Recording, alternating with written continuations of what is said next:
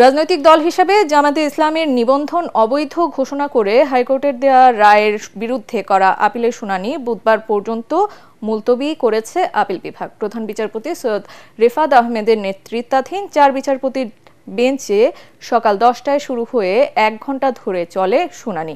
নিবন্ধন ফিরে পাওয়ার আপিলের সাথে দলটির প্রতীক বরাদ্দ বিষয়ে একটি আবেদনেরও শুনানি হয়েছে আজ। রাজনৈতিক দল হিসেবে জামাতে ইসলামীকে দেয়া নিবন্ধন অবৈধ ঘোষণা করে ২০১৩ সালের ১ আগস্ট রায় দেন হাইকোর্ট।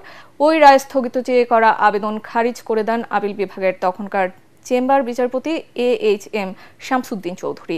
এরপর জামাতে ইসলামের নিবন্ধন বাতিল করে ২০১৮ সালের ৭ ডিসেম্বর প্রজ্ঞাপন জারি করে নির্বাচন কমিশন। চেম্বার আদালতের রায়ের বিরুদ্ধে জামাতে ইসলামের করা আপিল ও লিভ টু আপিল ২০২৩ সালের ১৯ নভেম্বর খারিজ করে আদেশ দেন আপিল বিভাগ।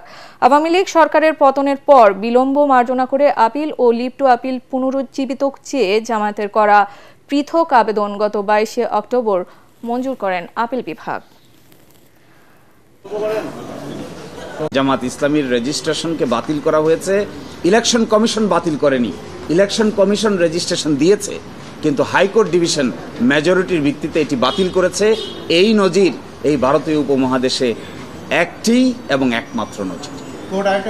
মাননীয় প্রধান বিচারপতি বলেছেন যে ওনারা মনে করছেন এখানে আর বাড়তি সাবমিশনের প্রয়োজন নাই, তারপরেও দরখাস্তটি আগামীকালকে নিষ্পত্তি করবেন।